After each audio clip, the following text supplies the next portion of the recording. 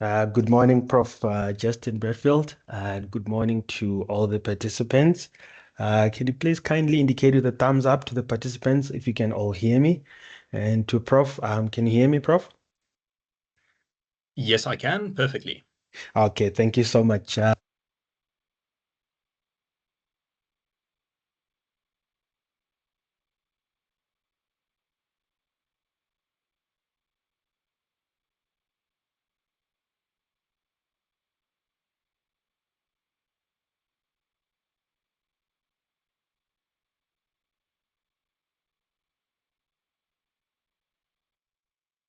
Okay, so now you've gone silent.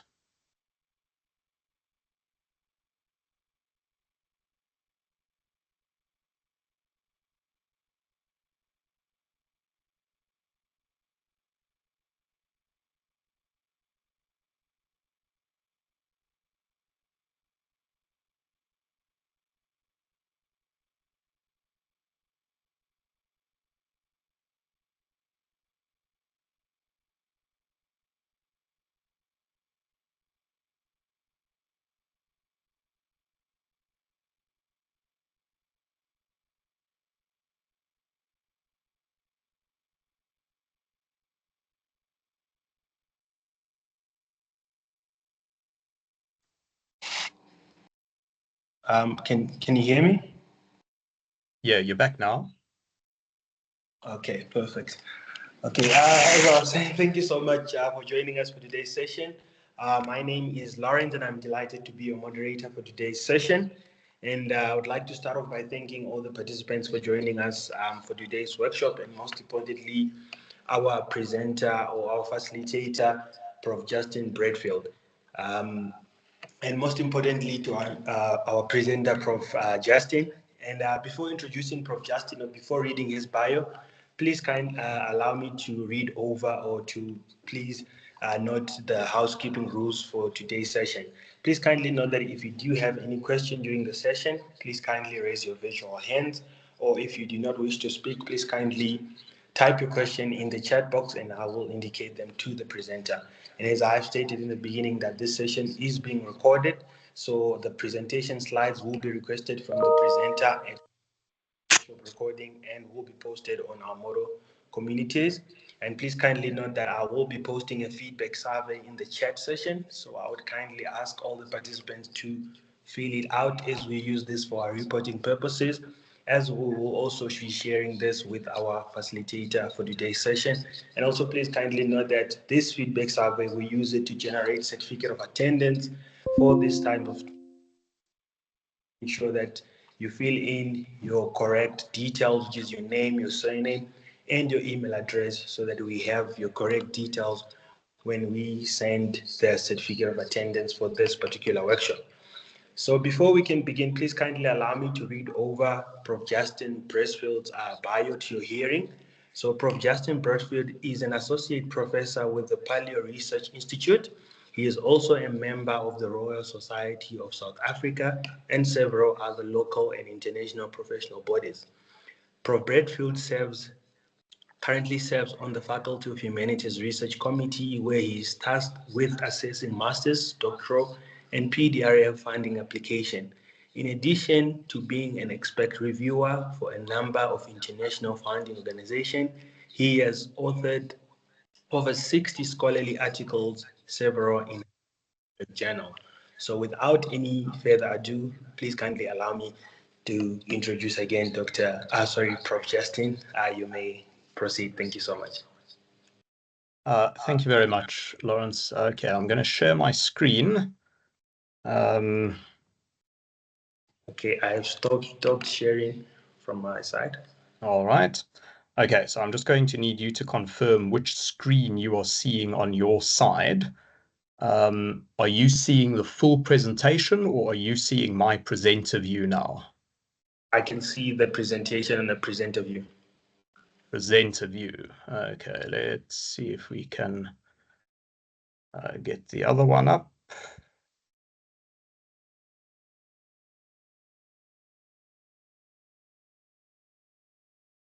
Right, let's try that. Okay, now you should be able to see the full presentation. Am I right? presentation, Prof. Thank you. You may proceed. Right, and I'm just going to need 2 more seconds here. And to the Okay. please kindly indicate with the thumbs up if you can see Prof's slides. Okay. I think Okay. Are you still seeing the full presentation at this point?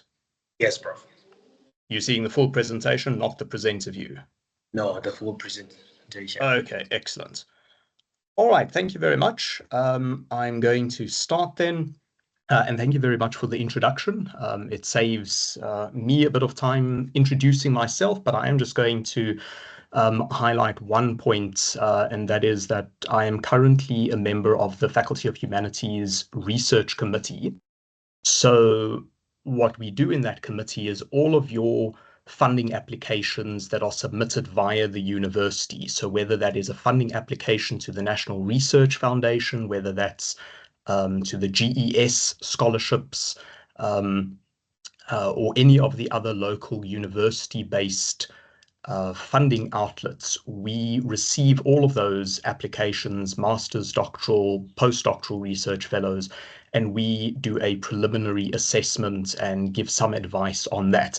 In addition to that, I also serve on the actual, or have served on the National Research Foundation task panel. So I have assessed independently several funding applications for that organization as well. And so the reason I'm highlighting that is because it is relevant, because what I'm wanting to talk about today is basically just some advice on what you can do to make your funding proposals and your funding applications competitive. So what is it that a funding body looks for? What is it that your assessors are wanting to see in an application? And likewise, conversely, what is it that they're not wanting to see? So what makes or breaks a funding application? So that hopefully you can take these very general points and be able to apply it to your own situation. All right, so funding is very important, obviously. Most students are determined, well, they determine the rest of their careers based on where they can get funding. So funding very often determines the direction that research is going to take. And I know certainly from my own experience as a student and interacting with students that the supervisor you choose, the project you choose, the research direction you end up pursuing might not necessarily be exactly the direction you envision for yourself starting out, but it's the direction that is the most pragmatic to go into because that is where the funding is available. All right, so it does benefit you to be able to write a good funding proposal and to be able to get funding.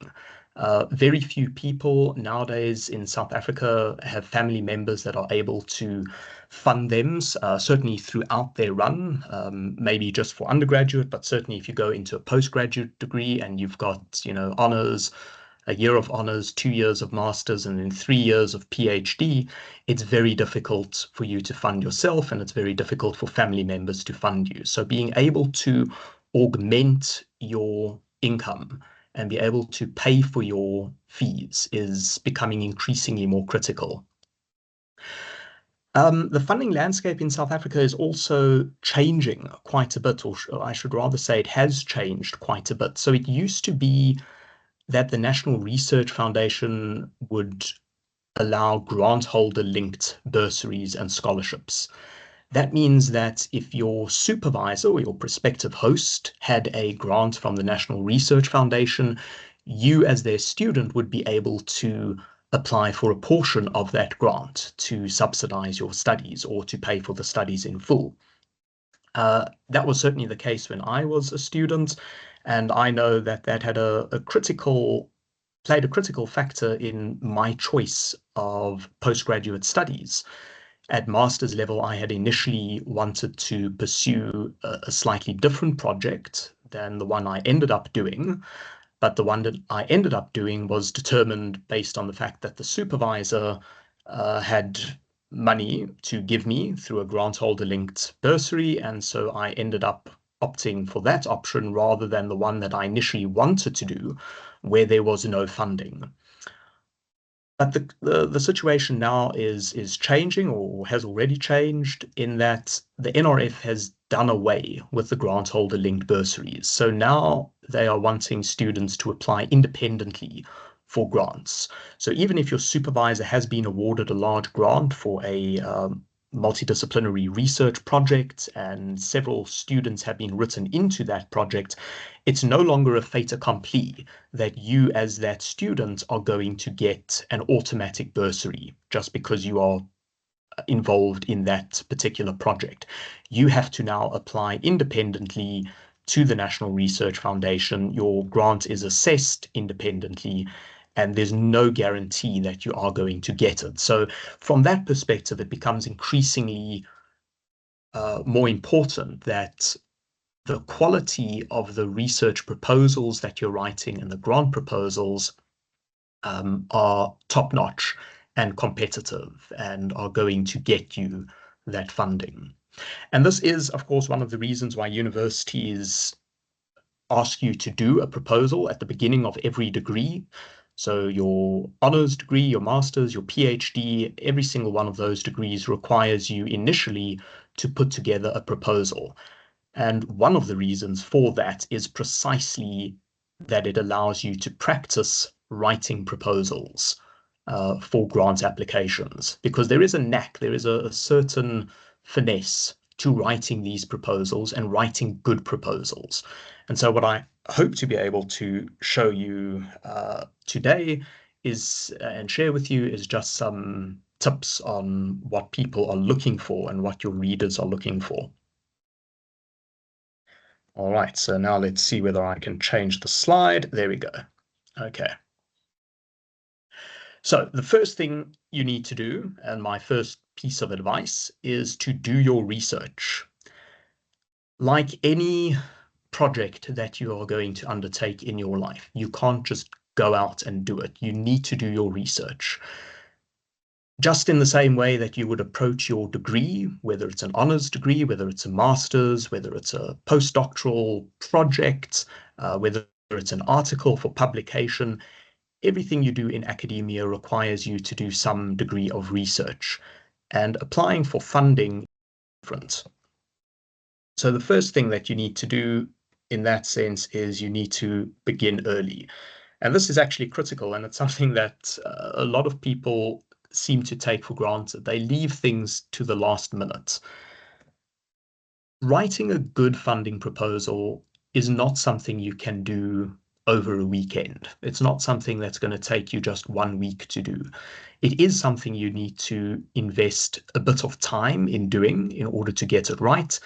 And of course, you're not going to only be applying to one avenue of funding. You are most likely going to be applying to multiple avenues. And each of those funding applications are going to require something slightly different from you. You're going to have to tweak your application slightly depending on where you are applying to. Okay, and you need to begin early in order to do that. On that note, I'm just battling to switch between slides here. Okay, on that note, you need to identify the correct funder for you. A lot of students in particular, but also postdoctoral research fellows, pursue something that we call carpet bombing.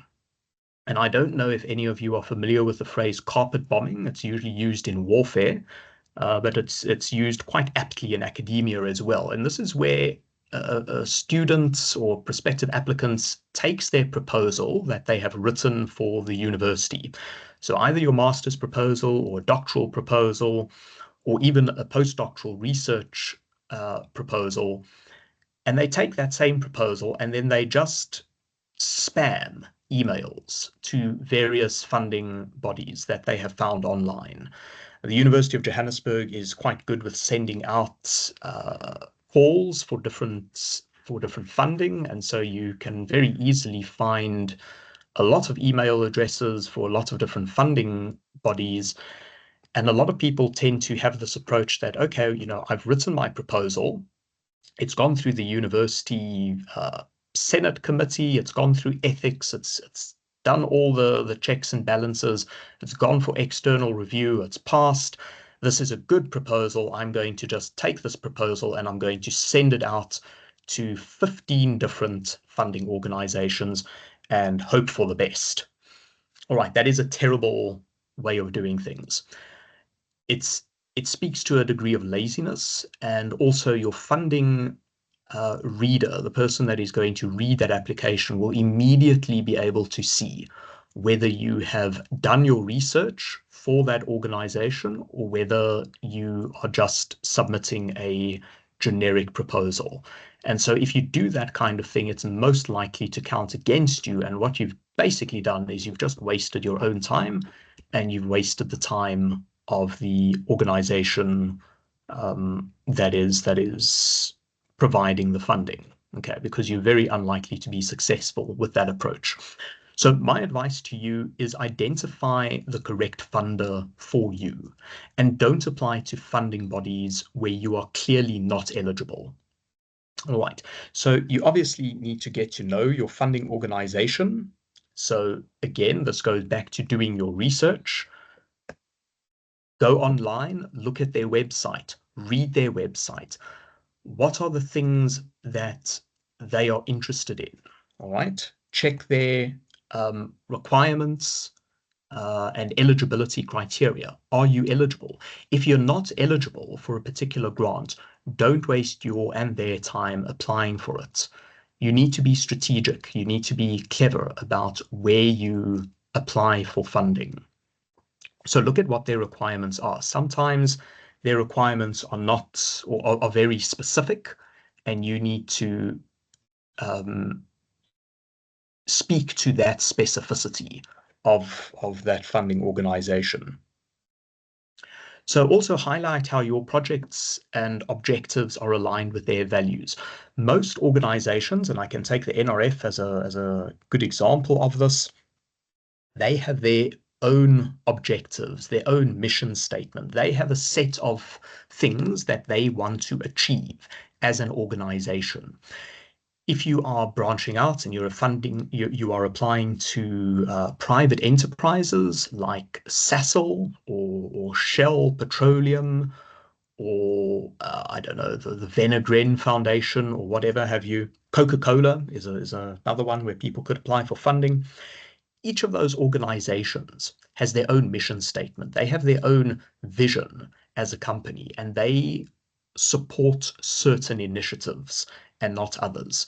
So you need to find out which of those companies best aligns to the research that you are doing, and then speak to their values.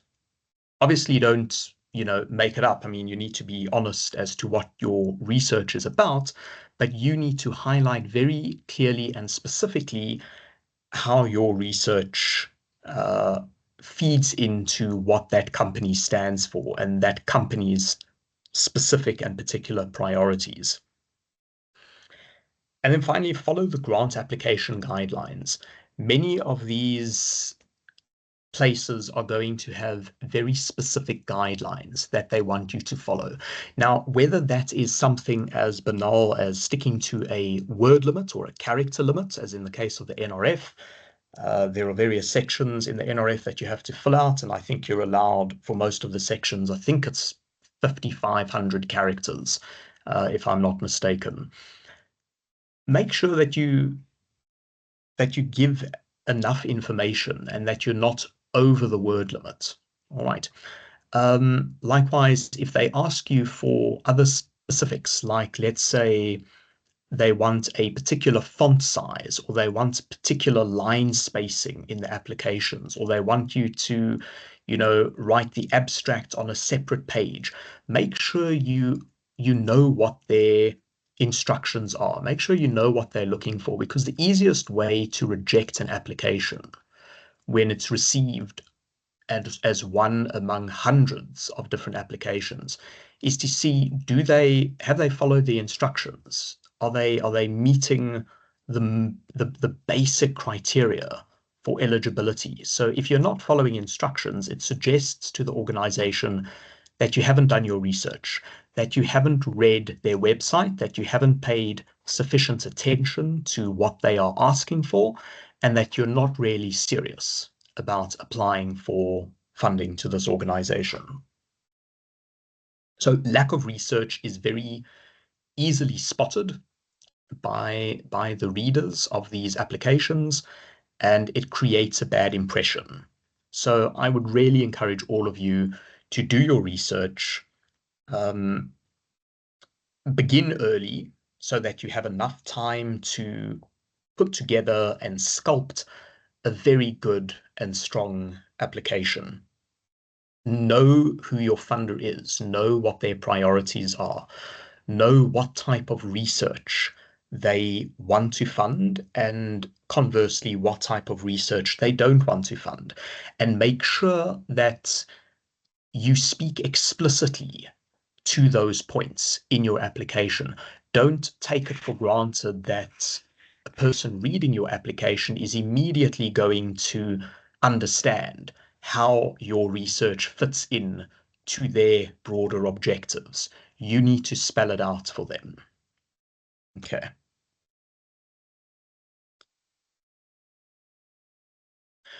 All right, so once you've done your research, you need to start off by actually writing the proposal.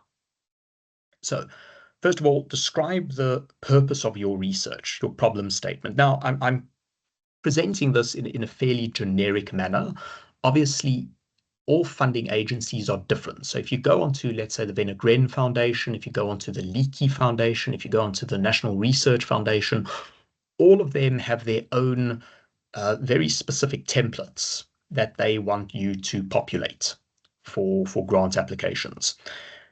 Most of them are fairly much the same. All right. So they want aims, rationale, methodology, problem statements, but not necessarily in the particular order that I'm presenting it in. So take the order that I'm presenting these things in as a logical order, but obviously you do need to tailor this to the individual organizations that you are applying to.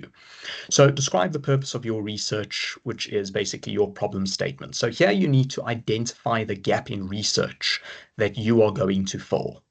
So what is missing from academia? What is missing from your particular discipline that you are going to be talking to, that you are going to be wanting to address in this particular project?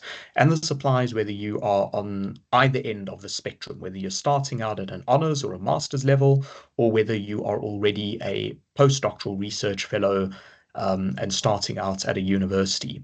You need to be able to articulate how your particular research fits in to a gap in the discipline. All right. You need to have a hypothesis. Well, you don't really need to have one, but it certainly helps. In science, a hypothesis is really kind of like a standard thing, but not so much in humanities. But really what a hypothesis is what do you think the solution is? So it's the thing or the idea that drives you, that you think you are going to contribute to this. So even though you might be in humanities or you might be in commerce or whatever, and you're not really in the hardcore sciences, following a general hypothetico-deductive method is always beneficial, and having some hypothesis here. So what do you think you are going to find? What do you think the problem is, or the solution to the problem is? That is always useful. Okay. The next thing that follows from that then is your aims for the research. So your aims need to describe how you are going to address the identified problem or the identified gap in knowledge. So what is it specifically that you are going to do or that you want to do for this particular project? You can have one aim or you can have several aims. Obviously not too many, because then your project gets unwieldy and you then are unlikely to get funding, because as we'll see later on, you need to have very tightly focused research in order to achieve funding. Okay, but what are your aims? What is it that you want to do? And your aims, again, need to speak back to the gap in research, to the problem statement. Okay. Then you need to have objectives. Some people get confused between aims and objectives, like what is an aim, what is an objective, because sometimes they can be considered synonymous, but they are very different things. So your aim is a broader category. So it's something that is broader and it speaks to your problem statement more generally. Your objectives are things that are going to speak to your aims. All right. So what do you need to achieve, or what do you need to do in order to achieve the aims that you have stipulated? Okay. So objectives are usually bulleted. They are usually far more concise and easily doable. And we talk about SMART objectives, SMART being an acronym standing for specific, measurable, attainable, relevant, and time-bound. Okay, and these are actually quite important things to bear in mind. So if you think of SMART objectives, you need to be very specific in what are these objectives. So that's why when you see objectives in a good proposal, they are usually bulleted, and each objective speaks to what do they need to do in order to achieve the aim. Now, usually there's a number of things, maybe 3 or 5 things that you need to do in order to achieve the aim that you have stated. Okay, so write them very concisely, very succinctly, and they need to be to the point, and they need to be very explicitly addressed to addressing your aims. Okay, they need to be measurable and attainable. So one of the things that funders look for when they're reading proposals is, can what you have stipulated, can what you want to do be achieved in the time that is available, and given the objectives that you have laid out? All right, can these things actually be attained? And can we measure them? So that is how they measure progress. They want to see, okay, you've attained objective 1, you've obtained objective 2. How much time is left? Can you realistically do 3, 4, and 5? All right, and will doing those objectives, will achieving those objectives, will that address the aims that you have stipulated above? Okay, they need to be relevant and they need to be time bound. All right, so again, time bound, you need to bear in mind how much time you've got to do these projects. So for a master's project, you only have a year of research. Okay, you're enrolled technically for just under 2 years, but remember, you need to set aside time for writing, you need to set aside time for examination, you need to set aside time for editing, and all of these other things. And so the actual time that is devoted to the research itself is usually only about a year. In PhD, it's about 2 years, and sadly for postdoctoral research fellows, it's only a few months, because usually your fellowship is only for a 12-month period, and a year kind of ends in October. That's the time by which you need to start reporting on your progress.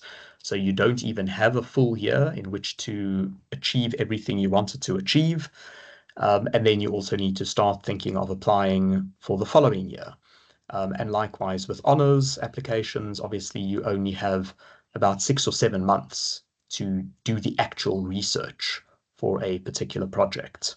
Okay, so you need to be cognizant of how much time you have available and how much time it's going to realistically take you to achieve your aims. Because one of the things that's very easy for your funders to use as a basis to reject the application is to say, what you want to achieve, what your aims are, are not achievable within the stipulated time. Okay, you're going to need far more time than you have available. And if that is the case, then you're unlikely to be successful with a funding application for that particular project. So make sure that each of your objectives are time bound, that you have a particular like a milestone that you can reach and say, okay, I've done this, I can tick it off, I move on to the next stage, or I move on to the next objective. And so that allows both you and your funder to track your progress, all right? And also that your objectives are cognizant of the full amount of time that you actually have available to do the research. And then the final point here is to talk about how does your research draw on and contribute to existing scholarship in your discipline. This is also very important. So this shows that you've done your research. This is your literature review. It's also your theoretical component, if you will. It's showing how your work is going to make an academic contribution to the discipline. So here you need to think a little bit broader than your particular project. Here you need to delve into the discipline itself. So let's take anthropology as an example. So you're doing a project in anthropology, but of course you're not answering any of these big anthropological questions. Or let's take another one. You are looking at philosophy, but you're not answering, what is the meaning of life? Your project is not going to come up with a definitive answer for that. You are just playing a puzzle piece in a larger puzzle, all right? And the puzzle piece that you are contributing draws on and fits into the puzzle pieces that other people, that your predecessors have played before you. And all of these things together contribute to building the puzzle and revealing the picture. All right, so try and think of your research, regardless of what stage you're at, as contributing pieces to a puzzle. You're never going to build the entire puzzle by yourself. You're only contributing pieces. But you need to be able to give an idea of what pieces have already been played. What does the picture look like as it has emerged up to this point? And what do you think your contribution is going to add to the revelation of that particular picture? So I hope that's not a weird analogy to use a puzzle piece or a puzzle, but I find it quite useful to think in those terms about where your particular project is going to fit in and using the puzzle as your larger theoretical contribution. So you need to talk about the broader anthropological theories, the broader paradigms and worldviews that have shaped your perspective and that you are building onto. So this is where you can really branch out and broaden the scope. And this shows your funders that you've done your research, that you know what you're talking about, and that you're not, only myopically focused on your own research and your own little lunchtime project, but that you are contributing to broader scholarship to the discipline. And this is as important as stating your particular problem statement and your own aims and objectives for your particular project.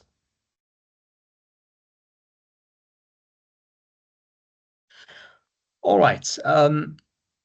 Then this is something I added just for fun. I found this on the internet, but it's also quite relevant in my own work on the funding bodies, because we see this, I wouldn't say a lot, but we see it occasionally. So these are things to try to avoid when applying for a grant. So in your grant application, this is usually when we get the carpet bomb applications. Not sure if we fit your criteria, but we saw online or on this particular website or on Facebook that you were advertising, and I thought, I don't know if I'm fitting your criteria, but I thought I would apply to you just in case. That is terrible. That tells me that you are you haven't done your research, that you're not particularly interested, that you don't know the company or the organization that you're applying to, and that you haven't really thought about this very carefully. And so as soon as one sees a statement like that, it's almost always an automatic rejection because it just speaks to laziness.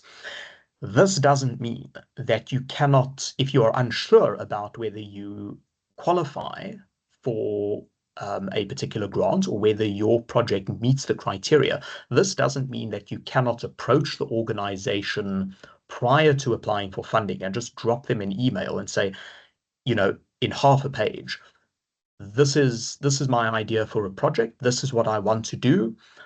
I was uncertain based on the wording in your website whether or not this particular project would qualify for funding. Could you please give me advice? That is perfectly acceptable. All right. And that's acceptable whether you are approaching an editor and you're uncertain about whether your particular research project is eligible for publication in a particular journal, or whether you're interested in approaching a funding organization and you're not certain, okay, this is an anthropological funding organization, but I'm doing archaeology, is that too out of the way for that organization to support, or do they consider archaeology and paleontology part of anthropology proper, and would I be eligible? You can, by all means, write to the organization and get that kind of clarification, but don't put it into your application itself. All right. When you're actually writing the application, don't express any sort of hesitancy or uncertainty about whether or not your project is eligible, or whether you as a candidate are eligible or not. All right. Sometimes an organization might say, we are prioritizing South African candidates. If you're not a South African candidate, you may, approach them and say, listen, do you support non-South African candidates at all, or are non-South African candidates completely ineligible? So rather do your research and find out before you waste your time putting together an application that you're not actually eligible for. Try to avoid buzzwords, cliches, jargon, and acronym. I cannot express more strongly how irritating it is. When you're a reader and you come across somebody that clearly knows what they're talking about, they clearly know their discipline, but I, as a reader who is not privy to the jargon and the broader debates of your discipline, I now have to try and read this. And that's something else just to bear in mind, is that when you're applying for funding, yes, your application might be sent out to expert reviewers to assess, and they're assessing the academic merits of it. But ultimately, the decision whether or not to fund a particular project is made by the granting organization and the people that sit on the board of that said particular organization. And those people are not necessarily going to be experts in your discipline. They're not even necessarily going to be academics. All right. So you need to, when you're writing your proposals, make sure you're pitching it to a lay audience. Yes, it does need to be academically rigorous. Yes, it does need to be cutting edge. But it also, and this is where the nuance comes in, it also needs to be pitched and intelligible to a lay audience, to a group of people who are not necessarily experts in your discipline. They need to understand what you're talking about. So it's very easy for academics to slip into the use of acronym and industry jargon, because we kind of assume that, well, everyone knows what we're talking about. When you do your proposal for university and you're presenting to the department, you can be pretty much assured that everyone in your department, in philosophy or in botany or in, mechanical engineering or whatever, is going to understand what you are talking about. But you need to bear in mind that for a funding organization, the people who are determining whether or not you get the funding, whether or not they give you money, are not necessarily experts in your discipline. They may not even know anything about your particular subject. And spelling things out and writing things that a lay audience would understand is going to be beneficial. So avoid buzzwords, cliches, jargon, acronyms, and all of those kind of things, abbreviations, if at all possible. Okay. Don't make pie in the sky promises. This is also something that is quite important. So you need to be realistic about what you can actually achieve. Very often, and I saw this in applications to Oxford, because it is extremely competitive to get funding there. When I applied, it was more than R1 million for 3 years of PhD study. And obviously, there's limited amount of funding to go around, and so everyone is applying for the same pool of funding. So it's very easy to pitch your particular project far above where it actually is. So for instance, if you're applying to if you're in the medical sciences and you're applying for a grant to do medical research, and you're applying for, let's say, R1 million grant, and you say you are going to find a cure for cancer, that is a bit of a pie in the sky promise, and you are very unlikely to get funding for something as noble and admirable as trying to find a cure for cancer, simply because it is unrealistic. All right, for a single grant, for a single person, remember we go back to the analogy of the puzzle piece. You're not going to be building the entire puzzle. So don't present your contribution to the discipline as being a full puzzle. It's a piece of a puzzle. So you're far more, if you're in, let's take the example again of medical research, you're far more likely to be successful in getting funding if your project is, let's say, to develop a new drug that is going to inhibit a particular enzyme that codes for tumors in later life. All right. That is a smaller puzzle piece. It's a little building block, but it contributes to a larger aim of, let's say, finding a cure for cancer. So that is a more achievable aim. It's something that is more realistic, certainly from a funder. If I know nothing about medical research and somebody comes to me to say, I want to do my PhD research and the outcome is going to be a cure for Parkinson's. Well, yeah, I immediately lose my belief in you, because that's probably not going to happen. But if you pitch it at an appropriate level that is achievable, that is realistic, that is more believable. All right. And you're more likely to be successful in getting funding. And then finally, remember that words are important, but numbers count too. And here I'm talking about two different things. All right. So when you are applying for a grant, usually there is a word limit to the particular proposal that you have to write. So, or a character limit. So I know for Venogren, there is a word limit for each section. For the National Research Foundation, I think it's a character limit for each of the sections. And I know the sections differ per character limit, but there are limits. Right, those limits are there for a reason. So write enough to fill the space. If you are allowed 1,000 words to write your aim, for instance, don't write your aim in 100 words. Try to make use of the space that is available for you. Likewise, having these word limits is also important to concise your answers or concise your responses. You don't want to be waffling on. Nobody wants to read, a 30-page proposal, particularly when you have 150 proposals that you need to read through. These limits, these word limits, are there to guide you. and they're also there.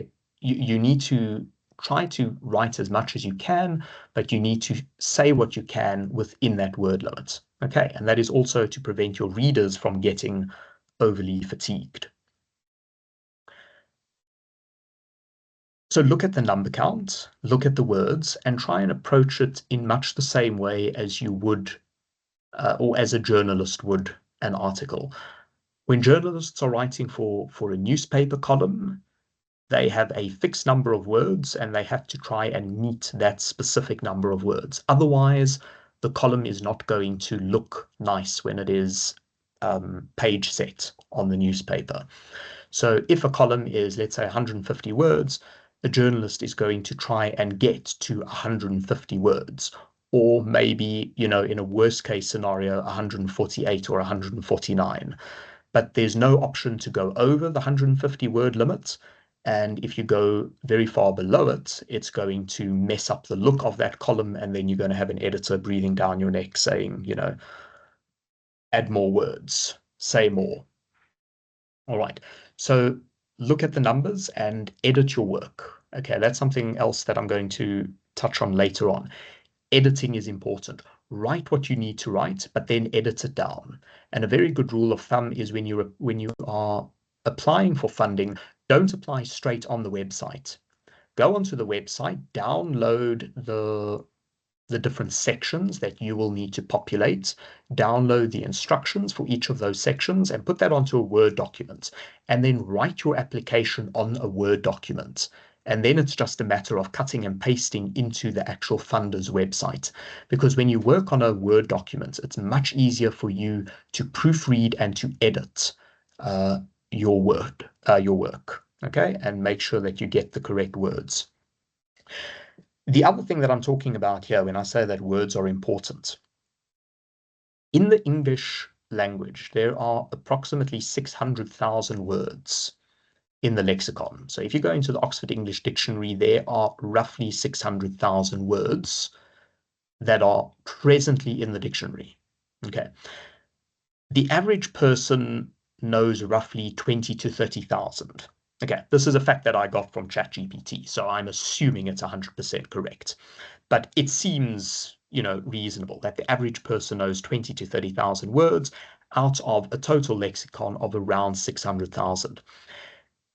That means you need to be very careful in choosing your words. Words are very powerful, and particularly for people who are not native English speakers, it is very difficult to get the correct word. And it's not a matter of just going onto a Microsoft Word document and typing in whatever word you think is appropriate and then looking up the synonyms. A synonym is precisely that. It's a synonym. It means something similar.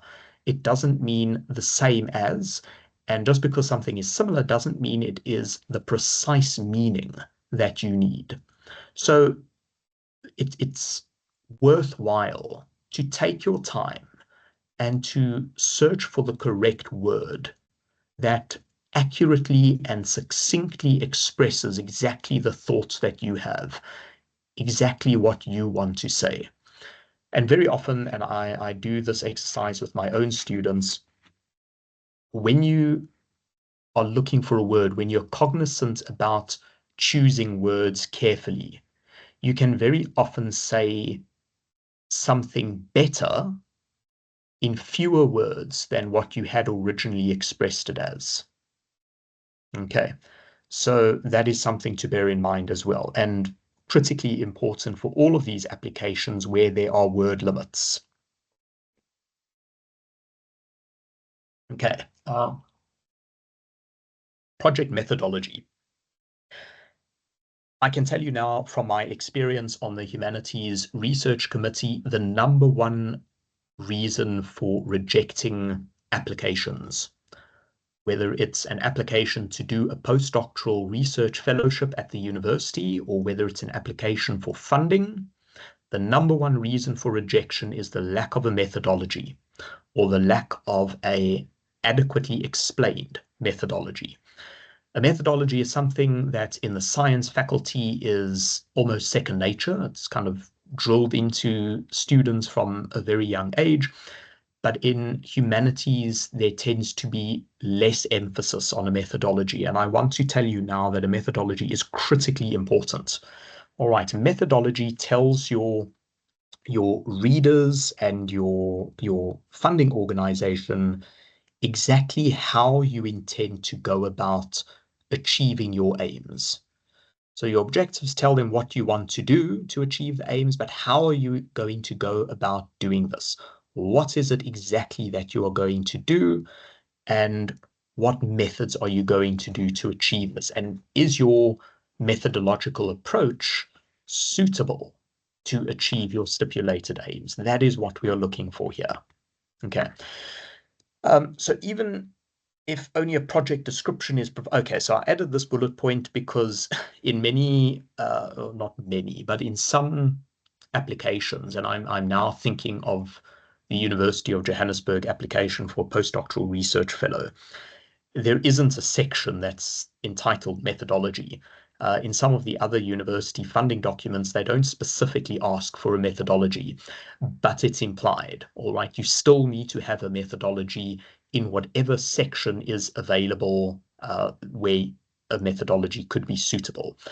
All right, so in some of these projects or in some of these application forms, they have something called project description. Okay, that would be the suitable place to put in a methodology. All right. So what evidence are you going to collect and how are you going to collect it? All right. So again, I've already mentioned this. We need to know, are you doing a quantitative research project? Are you doing a qualitative research project? But it's not sufficient to just leave it at that. You can't say my methodology is qualitative research. I'm going to be doing interviews. You need to really drill down and tell us what type of interview method are you applying? Because there are various ways of interviewing people, okay? And we need to see that the particular method or the particular technique that you have chosen to conduct your interviews is appropriate.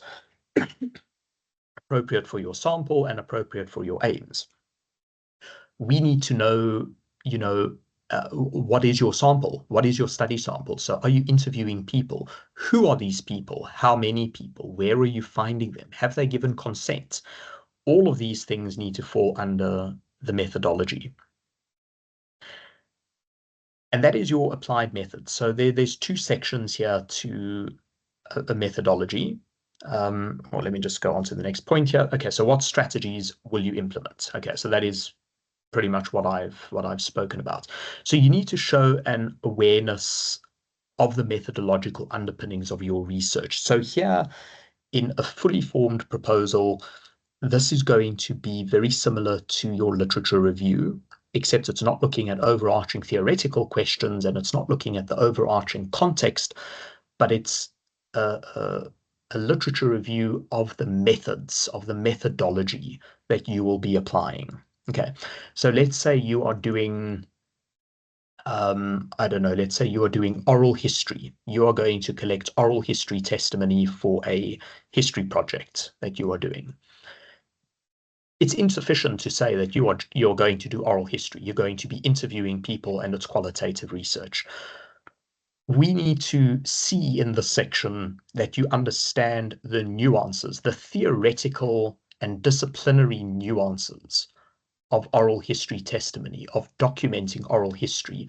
What are the pros and cons of it? What are the weaknesses and strengths of oral history? How does one gather oral history? Okay.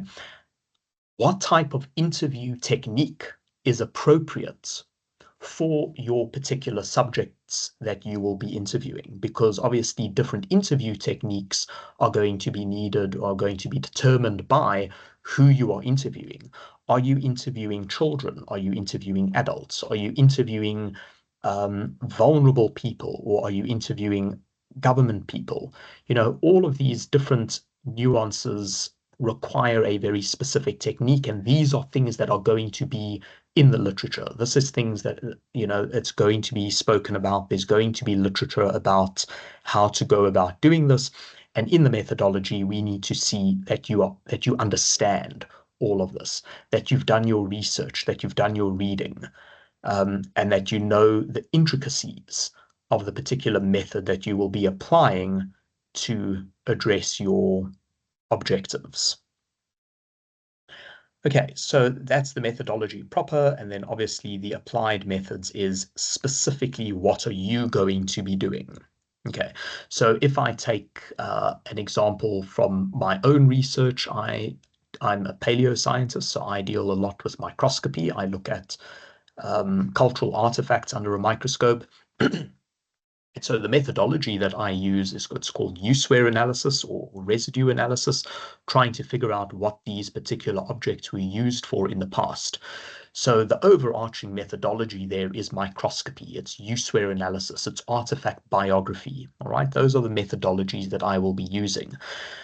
But then beyond that, what are the applied methods? So what specifically am I going to be using? Okay, so what microscope, what settings, what type of magnification, what lighting pathways am I going to be using? So there's a difference between a methodology, which is the study of method, which is your more theoretical and literature-based background, and your applied methods, which are the specific things that you are going to be doing for the specific project.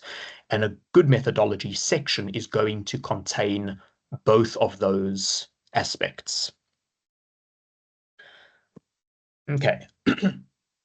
And then a research strategy must be feasible and must be within your timeline and budget. So here again, if as a reader of a funding application, I see that you want to interview, let's say you want to canvass political opinion on the 2024 national government elections, but your methodology stipulates that you are going to go to a local pub in Bromfontein and you're going to interview the first 20 people that walk in. That's not really going to, that's the wrong methodology to address your aims and objectives. The methodology that you have chosen in that instance is unsuitable for the overall goals of your project. And so that would be a case for rejection, all right? Or in a best case scenario, we would send it back to you and tell you to revise your proposal.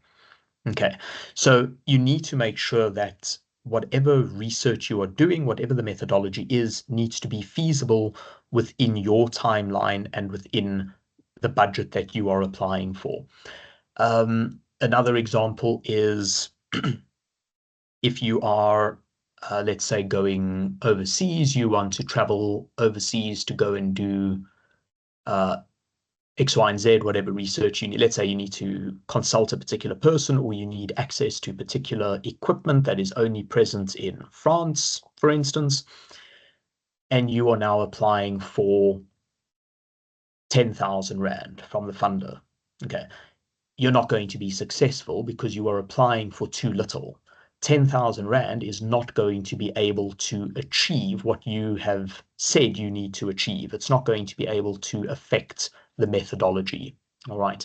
Likewise, if you are wanting to go to Cape Town and you are applying for, you know, a travel allowance, and I'll talk a little bit more about the travel allowances just now, you need to apply for an appropriate amount. Okay.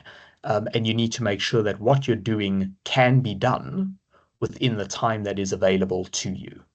So if it's a master's degree, remember, you've only really got 1 year in which to do your actual research. If your research is going beyond 1 year, then you are cutting into the time that you need to do your writing up, to do the administrative side of things. You always need to allow a little bit of flexibility on these timelines. Okay, and your project needs to be realistic. And then, yes, you need to have a plan B. So this is something that very few candidates actually think of, and it's something that isn't really stipulated as a requirement in most funding applications, although there are some funders that ask you for a plan B. But I think this is very, very important, because it shows that you have thought about the various contingencies around your particular project.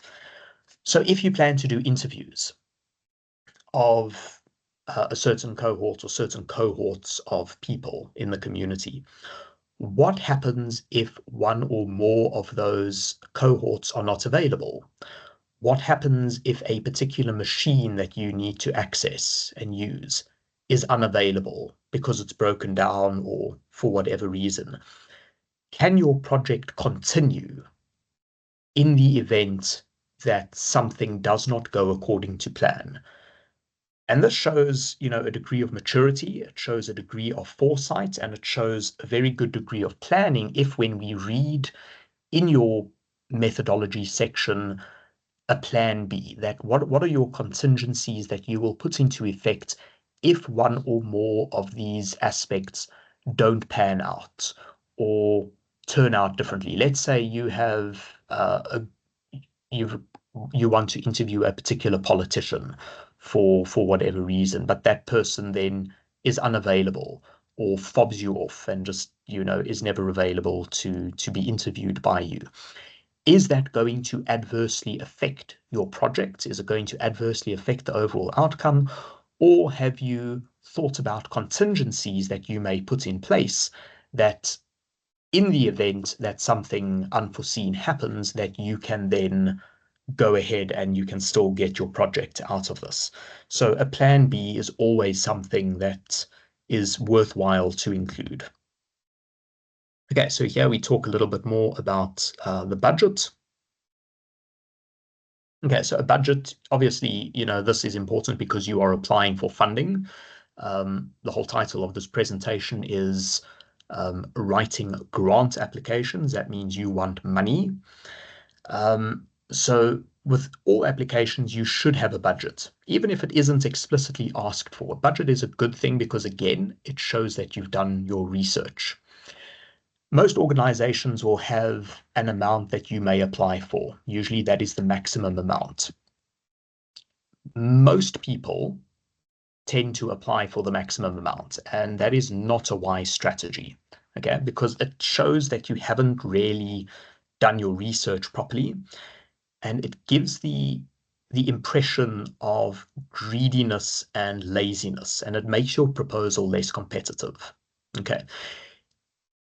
If you are doing, let's say, project X, and the amount that is available is $20,000, but when I read your objectives and I read your methodology, there's no way that you really need the full $20,000 to achieve this particular project. That to me then just says, well, you haven't given this much thought and you are simply applying for the money for the sake of applying for the money. And you're not applying for the money as a means to achieve an end. In other words, as a means to achieve your particular research project. And that's something to bear in mind as well, because very often, particularly students, they see all of these applications or invitations for funding, and some of the funding amounts are quite large, and they think, okay, I'm going to apply for this because it's a lot of money and that'll be very nice to have 20,000 US dollars. Okay, but if you don't need that money, it's actually unethical to apply for the full amount. You need to apply for the amount that is necessary for you to complete that particular project. All right. Do your research and be realistic. So in other words, do your research, know what is and isn't fundable by your particular agency that you're applying to. So some funders will fund certain things. Some funders will have a list of things that they explicitly do not fund. So make sure you know about that. Make sure you've gone onto their websites, that you've read all the fine print, you know what is fundable by a particular organization and what isn't fundable by a particular organization. There is also no harm in applying to multiple funders, as many people do, and as indeed we encourage you to do as a student, and to stipulate, I've applied to this place, and that place for funding, but they only cover X, Y, and Z aspects of my research. They don't cover travel, for instance. And so I'm applying to you specifically to cover the travel component of this broader project because you cover travel and I've already got funding for the other aspects. That shows me that you've done your research, and it also shows me that you're being ethical. Okay. It's very good to have a tabulated or itemized budget that's easy to read and comprehend. So this is something that I would suggest you can type up. You can type it up into a Word table or onto an Excel document, but it's really nice as a visual for your funder to read because it shows very nicely what exactly are you needing money for. Okay, so it's tabulated and itemized, and how much does each thing cost? So let's say you need to travel. You need airfare, you need a car rental, you need accommodation, you need a per diem stipend, you need whatever other money might be available. And so you itemize each of those things and you give an accurate cost for each of those things. So again, you go on to the websites, onto the internet, and you look up how much does a plane flight from Johannesburg to Cape Town actually cost? All right. How much does a car rental cost for the number of days that you will need it for? So an accurate budget shows planning and commitment. Okay. And your requested items should be based on a needs assessment, not on a want. And having a tabulated budget is going to help you to show to your funder that each of these items that I'm applying for funding for is necessary to achieve the stated objectives for your particular project. I mentioned a per diem stipend. I don't know if you guys, if everyone here knows what a per diem stipend is. It basically means money per day. So it's a subsistence allowance that is allowable from most funders, and certainly the University of Johannesburg allows a per diem stipend. So as staff, whenever we travel overseas or even locally to a conference or to a workshop, we are allowed to get a per diem stipend out of our research cost centers. And this is money that you would spend on feeding yourself, on getting a taxi from the airport to your hotel. If you are responsible for paying for your own lunches or your own meals, you are allowed a certain amount of money for that. And most funders allow that as well. They allow subsistence allowance, which we call a per diem stipend. However, it's important to be ethical about this as well. Okay, you can't ethically ask for 1,000 Rand a day when you're going to be in Pretoria doing research, because you're not going to realistically eat your way through 1,000 Rand a day in Pretoria. Okay. However, if your research happens to take you to London or to New York, then it's quite feasible that you would need 1,000 Rand a day just for subsistence and just for getting around in public transport. Okay. So yeah, a good thing on this note is to defer to the UJ policy. So UJ, somewhere on the intranet, will have a policy document. It's called the Annexure A form, for those of you who are interested, that outlines the allowed per diem stipend per country that you are visiting. So there is a specific amount that is allowed for research in South Africa, for per diem in South Africa, and then there are specific amounts for every other country in the world.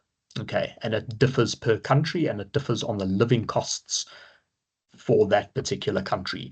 So if you are applying to an external funding organization and you do need to apply for a subsistence allowance, make sure that you are using the amounts that are reflected on the UJ policy, because that also gives you an official backing to say, if they come back to you and say, well, why are you asking for, $600 for a per diem stipend? You can say, well, this is the official document set out by I don't know, International Monetary Fund. I don't know where they get the data for this, but it's approved by the university, so you can use that to justify a per diem stipend. Unless otherwise specified, each line item in your budget should have a detailed and accompanying explanation. This is quite important. So when you're putting your budget together and you've got your nice tabulated budget and you say, okay, airfare from OR Tambo to Cape Town International, X amount of money. Each of those line items in your budget should have a little number next to them. And then below the tabulated budget, you should have a justification for each of those line items, explaining what you need something for, why you need it. If it's a case of accommodation, you can say that you have looked around at 3 or 4 different accommodation options and you are choosing the most reasonable one. Okay, so the most reasonable both in terms of price, but also in terms of logistics and accessibility. You know, you don't want to stay at a hotel just because it's cheaper if it is an hour away from where you need to be and it's going to be logistically problematic to. So you might want to stay at a slightly more expensive accommodation, but that is going to be more logistically appropriate for you. And so that is perfectly acceptable, but it's nice then for your funding agency to see a justification for each of these different items that you are requesting funding for. And it's also nice for the funder to see, okay, if you are requesting 50,000 rands of funding, it's good for them to be able to see, okay, how is this funding going to be spent? On what is it going to be spent? Okay, and how are each of these items that are going to necessitate a cost, how are they relevant to your project? So that is where the justification comes in. Some organizations don't specify that they want a justification for the budget, but even if they don't specify it, it's, I think, probably good policy to include that just in case. And then also another thing that you can include, some organizations ask for that. This is what other funding have you applied for and what other funding have you received? And this kind of works counterintuitively for most organizations. And I find it the more so for overseas organizations. One would think logically that if you have not received any funding, that you would be more eligible to receive funding. And that if you have received funding for the project already, you would be less eligible to receive more funding for the same project. But in many instances, it actually works counter, it works contrary to that. So most funders see you as a less risky prospect if you have a history of successful fundraising. So particularly if you have received funding that is not supervisor-linked funding, but funding that you have applied for and received in your own capacity for previous projects or previous research, that counts in your favor because that shows your funding organization that, hey, look, you know, last year the Leakey Foundation gave this person money, and the year before that they received money from the Royal Society of South Africa. That says to the funding organization that other people have backed you, and it kind of gives you a bit of a stamp of approval. It's illogical because for those of you who do philosophy, it's actually an appeal to authority, which is an error in judgment. But you know, most funders still do that. They see you as less of a risky prospect if you have a record of successful fundraising in the past. And likewise, in some cases, it's not going to count against you if you have applied for funding for the same project and received funding. But in those cases, you might want to stipulate that in the cases where you haven't received the full amount of funding, stipulate that you've only received a partial grant, or that you've received funding, but it only covers certain aspects or certain components of your research, and that you have a shortfall for other aspects of your research, which you are hoping that the current funder will step in and assist with. Okay. Okay, so I'm talking before I've even put the point up, but yeah, proof of other funding applied for and received is very often viewed positively. Okay, so then we get to what is your particular project contribution. So your particular project contribution, you can use this space to highlight the innovativeness of your project. So with some funding bodies, with some applications, this might seem a little bit repetitive. So you might think that you've already given this information in your introduction. Okay, in your rationale, you've already stipulated what your contribution will be. But here you can use the space to think a little bit more broadly. So what is your what is the contribution that your project is going to make to your discipline, more generally, more broadly, okay, to scholarship? If you're applying for a UJ or even one of the South African government's bursaries or scholarships, again, do your research, have a look at what they are looking for. What are the priorities of your particular funders, and try to speak to those priorities. Try to highlight here how your project contributes to your funder achieving their mission statement or their particular objectives that they have set out. So if you're applying for NRF, or if you're applying for a UJ scholarship, we are currently very big on 4IR and the Sustainable Development Goals that have been set out by the United Nations. So if your project can speak to one or more of those aspects, that is an important aspect for your particular funder. Use this space to highlight very explicitly and very clearly how your project is going to address one or more of the United Nations Sustainable Development Goals, or how does your project fit into the overall 4IR ethos that the university is still driving at. On the note of the Sustainable Development Goals, they're actually so broad that you could pretty much shoehorn any project into one of those 17 goals, or 15 or 17, I can't remember offhand. But they are very broad and they are interpreted even more broadly. So it should be pretty straightforward to fit any project into one or more of those SDG goals. But yeah, speak to your funders in this respect. Many funders, including the University of Johannesburg, including the National Research Foundation, are also very big into public outreach. So use the space to talk about what is your project's contribution to public outreach. How are you going to make your results and your project accessible outside of the university, outside of academia? And this is a big thing in the universities at the moment, particularly in South Africa. It's to try and disseminate the research more broadly to society.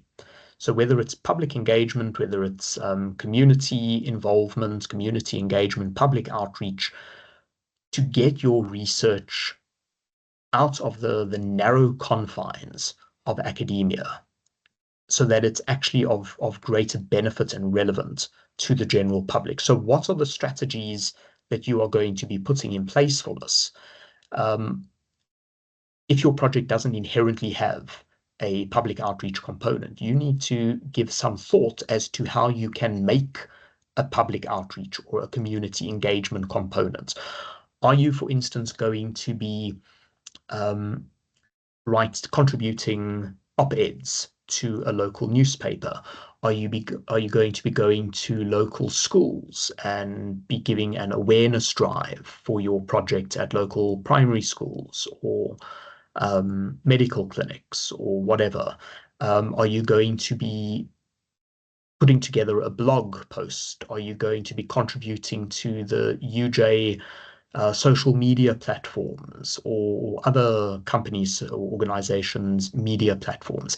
How are you going to be making your research available to someone who is not at the university and doesn't have access to the university library where your research is ultimately going to kind of end up, particularly if you're doing a degree? You do a master's degree or a PhD and you print out this wonderful leather-bound book and it goes out for examination and it passes with flying colors. And then what happens to that book? Goes into the library and it gathers dust for the next 15 years until some lonely student in 15 years' time comes out and checks it out and looks at it and it finally gets a stamp in it. Try to think of how to get your research out into the world, okay, and out of the university. And as I said, most funders, certainly most South African-based funders, place a premium on public outreach. So it's worth thinking about what strategy is going to be suitable for you to apply to make your research more broadly accessible. And then finally, what is the project contribution to your own development as a scholar? Okay.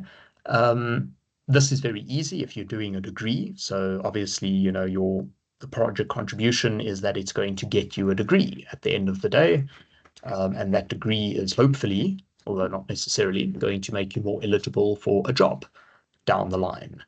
But when you get higher up in the system and you're now at PhD level or you're at postdoctoral level, the individual projects, the individual research projects that you're doing need to be able to develop you as an academic, needs to be able to develop you as a scholar, as a professional. So outline here exactly how this is going to benefit you as a person. Is it going to benefit you by getting you a degree? Is it going to benefit you by teaching you a new technique and you can become familiar with the new technique that might not be applicable or might not have been applied in South Africa before? So let's go. I'm going to take one of my own examples from a student that I've co-supervised. She is doing a particular project looking at collagen isotopes. And there's nobody in South Africa that does that. So by the end of her degree, she will be an expert in something that nobody else in South Africa does. And that is immediately going to put her in a position where she will not only be eligible for a job, but will be eligible or she will be a desired person. All right. So people will want to reach out and work with this person because she now has a particular set of skills that nobody else in the country has. It's going to facilitate cheaper analysis of certain samples because other scholars from South Africa are not going to have to resort to sending their samples overseas. Instead, there's now a local South African person that can do the analysis in-house. Okay, so even something like that is a contribution to your own development. So that's something else that you need to think about. So even if you're doing philosophy, and you're doing a philosophy project, or maybe you're doing a development studies project, what is your contribution not just to society, but what is the contribution of this project to yourself? Because many funders also want to see that that their investment that they are making in you and the project is also going to benefit you. Many funders do want to see some benefit to you as a person, to you as a successful grantee. Okay. And many of the funders actually will even follow up with their successful grantees for several years after the research has ended to find out, okay, have you got a job? Where are you working? What have you done? What are you continuing to contribute? Because that's, again, speaks to them and their decision to fund you. All right, so very broadly speaking, there are two types of proposals that you can write. There's the short proposal and there's the long proposal. Now, the short proposal is something that I would term, or I would describe the UJ Research Council as being. They're a very nice funding body. I don't think they fund students, but certainly for postdoctoral fellows and for staff, they will fund you. And they require 2 pages. So all you need to write is 2 pages. That is your proposal, and that's it. And everything you need to say can be expressed in 2 pages. Excuse me. And then there is, of course, the longer proposal. I'm now losing my voice and I've lost my water. Okay, the longer proposal is what I would describe the National Research Foundation as being. If you're going to just excuse me for 10 seconds, I'm going to just replenish my water so that I don't lose my voice. I'll be back now.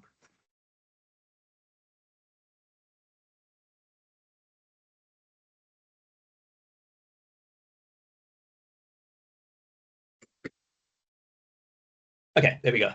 Back, and my voice is slightly better, and it helps to have a tap on standby. All right, the longer proposals are something that I would describe the National Research Foundation as being. So there you are literally writing several pages. And I think with all of the administrative stuff that is required in these proposals, some of them go into 80 to 100 pages. I think the longest NRF proposal that I've read with all of the supporting documents and everything was about 112 pages. So, you know, these are quite long, quite lengthy. Not all of it is the proposal itself. Most of it, or at least some of it, is the admin and the questions and the, you know, the personal information that they ask you. But let's have a look at the 2-page proposal as a particular type of proposal that you might encounter. Now, some of you might be thinking, okay, gosh, you know, how do I write a proposal in only 2 pages? How do I say everything I want to say convincingly in only 2 pages? And you can do it. And again, it simply requires you to write and rewrite and edit your work and look for a way of expressing yourself that is concise and that is to the point and that is relevant. All right. And this may require multiple iterations of editing and re-editing and re-expressing yourself and trying to express yourself in different words, but it will pay off in the end. And again, because of all these multiple iterations, again, this is why you should begin early. So the first thing in this 2-page proposal, and I'm just taking as an example here a proposal that I wrote to the URC, which happened to be successful. This was, what, 3 years ago? And so there wasn't really any particular format that I needed to follow or that one needs to follow for URC. But this is the format, and I'm presenting it here because it was successful, and this is the format I followed. So your request. So in a single sentence, a single succinct sentence or statement, tell the person, what do you want? Why are you applying for funding? What do you want to do? Okay. Second component is the introduction. So obviously that is fairly explanatory. So you just give a very general overview of what is this project, where does it fit in, why are you wanting to do this? A needs assessment. Okay, so if you're applying for funding, why do you need this funding? If you're applying, in this case, I'm applying for a piece of equipment, why do you need that particular equipment? Okay, what are you currently lacking? What are you lacking for research? What is the university lacking? Okay, so this needs to speak not necessarily only to you, but also to the university as a whole. Then you talk about your motivation rationale. So why do you need to do this particular thing? Or why do you need to purchase or own a particular piece of equipment? Why do you need to travel to a particular destination for this project? So this is your motivation and rationale. Okay. Long-term benefit to the organization. Okay. In the case of equipment, it's easy because equipment you're not buying for yourself, particularly in this case, which is a 1.5 million rand piece of equipment. It doesn't belong to me as the researcher. It belongs ultimately to the university. The university buys it for themselves. It's a UJ asset that the researcher may then use. Okay, so if it's equipment, it's very easy to tell them what the long-term benefit is to the organization. But even if it's, a philosophical project, what is the long-term benefit to the organization? And this is going to very much depend on your specific project. And if this were an in-person presentation, I would at this point kind of ask you guys to start jotting down your ideas of what your long-term benefit could be, what your problem statement is, and we would actually start working through a 2-page proposal. But because this is online and you've got limited time available, and there's, we don't have that interactive sense that we do if it were in person, I'm just going to brush through this and forge along. But I'm sure you guys get the idea. The other one here is cost impact analysis. So what are the benefits in terms of costs to the university? So obviously the university, or your funder in this case, is going to be spending money on you. They're going to be spending money on your research. But what are they going to get for their money? All right. So are you going to be developing a new computer system, for instance, that will be able to generate funds? Are you going to be going out into the communities and assisting school children with literacy, or with books, or with sanitary pads, or things like that? Where is the funder going to see the benefits, not necessarily to themselves, but to the community? So what is the cost impact analysis here? Why you basically need to justify why you want them to spend whatever amount of money on you or on your project. Okay. And then the final component here is the list of immediate projects that's going to benefit from your particular proposal.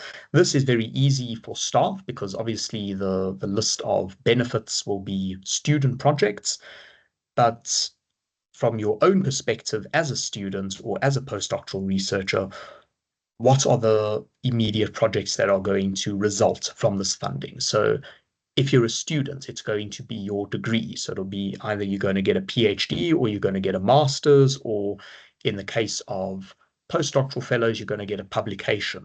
Okay, so those are the immediate projects that are going to benefit from the funding.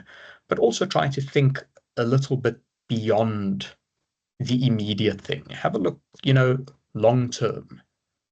What else could you write here? What else could be a long-term or immediate benefit from this particular funding? So if you're a student, if you are an honor student, maybe it's going to set you up very nicely to go into a master's degree. Maybe the research for master's is cutting edge, and you might be able to not just get your master's, but you might be able to upgrade the master's into a PhD. Maybe that's something that you are aiming for. Maybe not. But have a look at what the benefits might be for your particular project. And again, try to think a little bit out of the box when it comes to this. All right. So an example of a longer project is the NRF. I've taken this one as an example because I suppose most of you will be familiar with the National Research Foundation. And again, if you go onto their website, you will see that they have a vision statement for 2030. It's a bit like a can that is incessantly kicked down the road. Their vision statement is updated every 10 years or so. And they also tend to be pretty broad. So it's almost impossible for them not to achieve the vision statement. So if we have a look here, the overall objectives for 2030 are to shape, influence, and impact the national research system. Okay, that covers pretty much anything and everything, doesn't it? To establish the NRF as a thought leader and a source of knowledge within the science sector, to create a clear causal relationship between research and national development, to have a transformative effect, undefined, on the national research enterprise and the relationship between science and society, and to enable, initiate, facilitate, and perform excellent research with direct and indirect impact. Pretty much anything fits into that. So here again, go onto the website, do your research, see what their vision statement is, but use the words that they use to try and articulate very clearly and very explicitly how your research aligns to their vision and their goals. So again, they've also got Strategy 2025. I don't know whether they've updated it this year or not, but these are the things that they are looking for. So you'll remember earlier on, I spoke to you about speaking to your funders' emphasis. What are the things that they are looking for? What do they emphasize? What do they want to support? And you need to speak to those aspects. And then once you've done your research, in the case of the National Research Foundation, I would encourage you not to complete your applications online. I would encourage you to go online, download the application, and in this case, it would basically be going to each of those sections that require your input and writing them down. And that's what's appearing here. So potential impact, problem statement, rationale, literature review, those are all the sections that come out of the National Research Foundation online portal. And with those, there will be a little explanation or a little blurb about exactly what they are wanting to see in each of those sections. But you'll see here that there's the potential impact. So the potential impact of your research, they want you to write the problem statement. Again, it is not just a single statement, because I think here you've got 5,500 characters. So they do need you to expand and elaborate a little bit. So even if you can come up with a single sentence like you would have done in the short proposal, the longer types of proposal require you to write a little bit more. Don't just write a single sentence, even if you think a single sentence concisely and accurately states what it is you want to state, you still are required to write a little bit more. Try to fill up the space that is allotted to you in these sections. Rationale and literature review, aims and objectives. Again, your different funding organizations are going to have slightly different ways or slightly different setups in how they want these things set out. So it's not appropriate for you just to take your UJ proposal template and submit that to the NRF, because it's not going to align properly. Because you can see here that the problem statements is its own section, and then they have not the aims and rationale, which I think is the UJ templates, but they have aims and objectives as a section, and then they have the rationale and literature review together as its own section. With your UJ template, with the proposal template, for those of you who are in humanities, I don't know whether the other faculties use this template or not, but the literature review is a separate thing. It's a separate entity. The rationale is a separate thing that is written separately. But you can see that with the NRF, they want it as a single or in a single section. So you need to adjust and tweak your proposal slightly. You can't just cut and paste. All right, methodology and proposed research plan. The proposed research plan would basically be your Gantt chart. So if those of you who don't know what a Gantt chart is, it's basically a chart that will track your progress, but also allow you to project where you want to be at a particular time. So you can say, let's say February through to April, you are going to be dedicating to writing your proposal. From April through to May, you're going to be writing your introduction. From June through to August, you're going to be writing your literature review, but concurrently, you might also be doing some of your analysis as well. And you tabulate that onto a graph. It's called a Gantt chart, and you can Google it if you're not familiar with it. You can just Google Gantt chart, Gantt, and that would be a very nice visual to include as your proposed research plan. Obviously, some funders don't allow you to cut and paste images into it. They only want text, but this just gives you a general idea of what they want to see. And a research plan also allows you to track your own progress, and it allows your supervisor and or your funder to track your progress. So we can go back, and I do this with my students because they come up with their own Gantt chart, and I merely advise as to whether it is realistic or not. And then 6 months or a year into their degree, we will go back to the Gantt charts and we will relook at it that they had put in their proposal, and we'll say, okay, are you on track? Are you where you envisioned you would be at this time when you were doing your proposal? Okay, or do you need to speed up? Do we need to trim the project? Are you going to run out of time? So it's useful not only for your funder or your supervisor, but useful for yourself as well to track your own progress.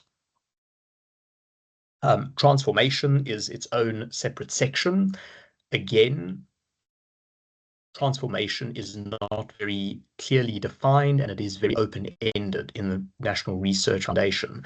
And I think you would probably be surprised if you read that it doesn't mean exactly what you might think it means from social media. So again, think outside of the box. Think of how can your project transform your discipline? How is transformation very broadly understood applicable to this particular project? Okay. Your anticipated research outputs. So in this case, it's going to be your degree. If you're going to be doing some research projects in addition to your degree, which for PhD is mandatory now. So at UJ, at PhD level, in order to graduate, you do need to have 2 manuscripts that are in a state ready for submission to a journal. That is a requirement now for the awarding of a doctoral degree. For a master's degree, I think it is just 1 manuscript that should be, I don't know whether it needs to be in a state ready for submission. I do know that it does not have to have been submitted already. I think it just has to be being worked on or in a state ready for submission. And for PhD, that is 2 research articles. Okay, and what are your other outputs? So here again, look at your public engagements, your community outreach activities. That can also come under anticipated outputs.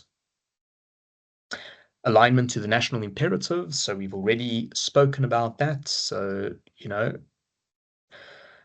try not to shoehorn your project into these particular goals, but have a look and see whether there is a natural fit. Okay, and as I said, they are broad enough for most of you to find a natural fit for those goals. Data management and utilization, that we haven't spoken about yet. Depending on your project, you might be generating raw data. So this might be interviews, it might be, I don't know, clinical trials or something. But I'll take the ones that I'm familiar with. So in anthropology, a lot of the students do interviews and they interview people. What happens to those interview transcripts? How is that information going to be stored and recorded and utilized? So very often we don't present the raw data in the actual thesis or the research project or the dissertation. That we present that in aggregate. But the raw data that you have collected during the course of your research, whatever that raw data may be, how is that going to be stored? How is it going to be managed? How is it going to be protected from cyber hackers and that kind of thing. Again, you need to do some research. Have a look at what the university's data management plan is, because the university does have one and it is available online. Have a look at what your particular disciplinary code of ethics says about data management and utilization and storage. For how long should you store things? How should you store things? Password protected? Should it be on your computer? Shouldn't it? Is it ethical to store raw data, people's interviews, and all of that? So again, you can't just thumbsuck these things. You do need to do a bit of research, and it comes through for the person reading these applications, whether you have done research or not. Okay. And then science engagement, that again is your community outreach, your community engagement. So NRF requires you to have a component that addresses public outreach and community engagements.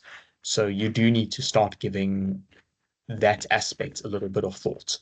So maybe it's presenting at a conference, maybe it's presenting your research at a workshop. That's the easy stuff, because that's kind of par for the course of a academic module, an academic career. But then beyond that, what are you giving back to society? How are you giving back to society? Are you taking your research findings and your research conclusions, and are you presenting that back to the public, either as an opinion piece in a newspaper? Are you giving radio interviews, for instance? Are you contributing to an online blog? All of these, or a YouTube channel or something like that, all of these things count as science engagement, and you need to start giving that a bit of thought if you haven't done so already. All right, and then just to conclude, a final review, the main points, the main takeaways that I want to leave you with. Write plainly and avoid jargon. Simple, straightforward language that a layperson can understand. Remember, the person or people who are going to be ultimately reading your grant application and who are ultimately going to be making a determination as to whether or not you get the funding need to be able to understand what it is you're talking about. It needs to engage a non-expert. Okay, so even though most organizations will send your proposal out to an expert or experts in the field, those experts are simply providing academic input. They are simply providing advice as to whether your research is academically sound, is disciplinarily sound. But the people who are making the decision to give you the money are not necessarily going to be the experts, and they need to understand what you're talking about. So the simpler and more straightforward you can write your proposal, the stronger chance you will have of being accepted or getting the grant.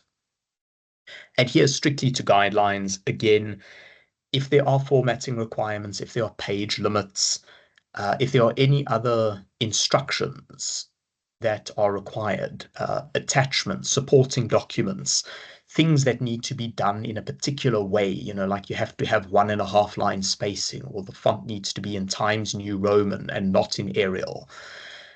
Those things are important, because if you don't do that, the funder immediately sees, okay, this application looks different. This person hasn't bothered to read the guidelines. They haven't bothered to take seriously our organization, what it is we want. Okay, so ignoring these details can lead sometimes to an immediate rejection.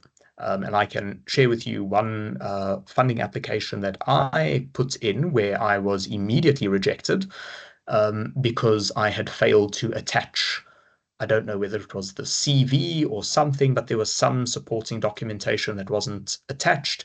And it went through to the review, it passed the academic review, and then it went through to the panel. And the panel said, okay, incomplete application, that's it.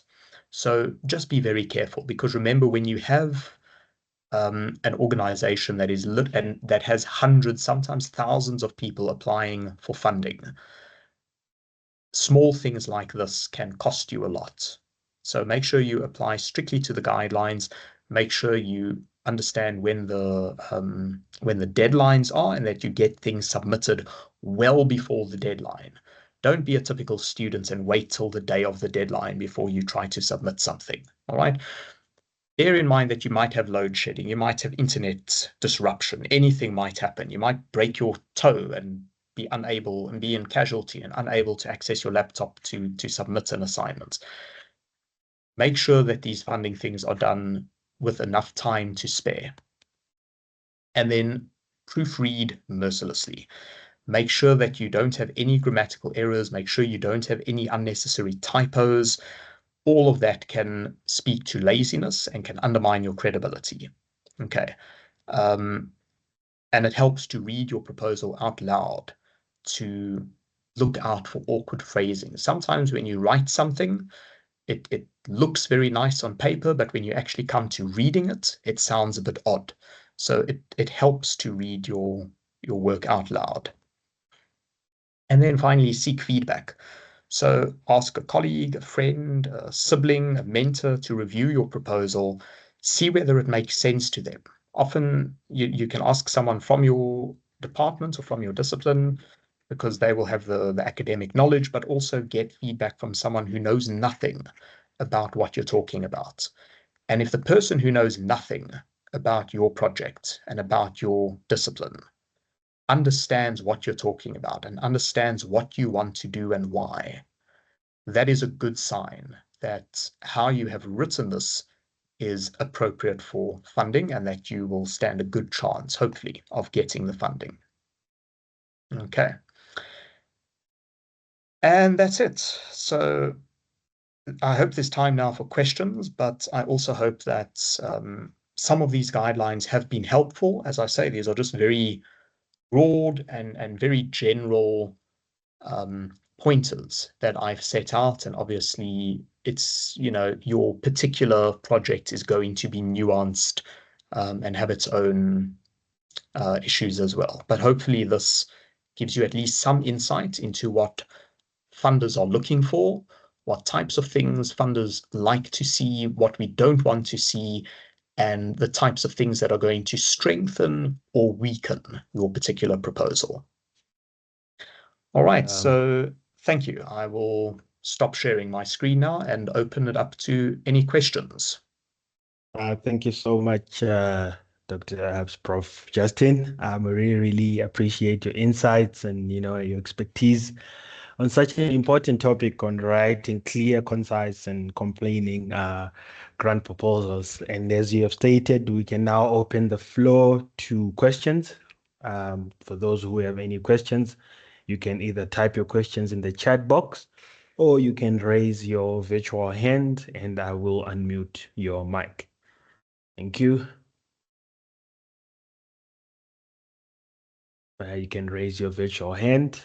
So what I'm going to do now, I am going to allow all the mics. So if you do want to contribute or you do have something to say or you do have a question, all you can just do is unmute your mic and you may go ahead and speak.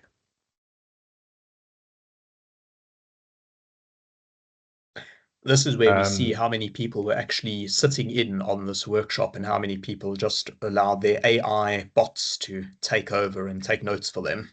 That is very true. That is very true. So it is just some comments in the chat box. There's one from Shahid, Prof, which says, thank you so much, Prof. The presentation is highly interesting and educating. Okay, Shahid, I see you also have your hand up. You may unmute your mic and speak.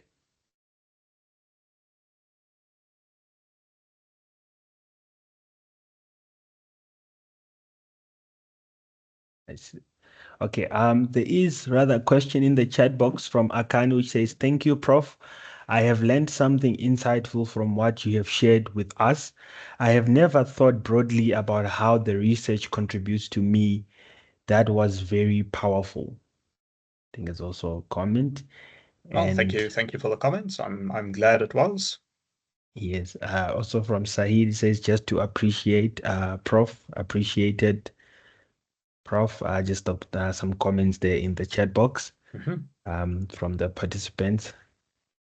If you do have any further comments or any other questions that you'd like to bring to light, here's the time to please raise the questions before we can end the session. What I would maybe just mention here is, were this a in-person workshop, there's obviously scope to, lengthen it and allow you guys to start writing a little bit in the session, and then ideally share it with the class, and everyone can then see what other people are doing, what other people are writing, and to actually spend the time to try to articulate your specific projects into one or more of these funding application guidelines. It's worthwhile. So hopefully, if you can go back and you can apply what you've learned here to that. Yes. Okay, Yes. so I'm Thank not you. seeing too many questions here. The other one is appreciated. You're most welcome. It'll take some time for me to absorb this. I think this presentation is going to be made available for you. I know it is being recorded. So yeah, it will be around. Yes, I would also appreciate if you can also share with us your presentation slides as well, Prof. If Yes, they are sure. ready, I then will we do will so. also then we'll also share them. So to the participants, just a reminder as well. As you can see, you've been giving us such some wonderful comments as well, just to incorporate those comments into the feedback survey that I have shared with you, because we will also share this, the workshop stats as well as the feedback survey with our facilitator for today's session for their reporting purposes as well. And also just to ensure, please, you fill in the feedback survey with your correct name, surname, and email address so that we can send you the attendance certificates for this workshop. And also just a reminder that we are hosting, there is another workshop that have just started now from 12 to 2, which is the Viva Doctoral Degree Defense, the Supervisor Processes and Tips, which is beginning now from 12 to 2 p.m. So for those who would love to join that, mostly the PhD students, for those who would like to join that workshop, I have shared a direct link into the chat section, so you can also join that workshop, which is from 12 to 2. In that regards, Prof, I seen there isn't any further questions from the participants. It was mostly just comments and appreciating your facilitation and your expertise on such an important topic.